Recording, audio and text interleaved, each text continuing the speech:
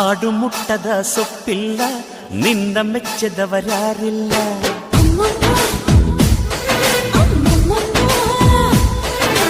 ಜೇನಿಗಿಂತ ಸಿಹಿ ಬೇರಿಲ್ಲ ನಿನ್ನ ಮುದ್ದಿಗಿಂತ ಸಿಹಿ ಬೇಕಿಲ್ಲ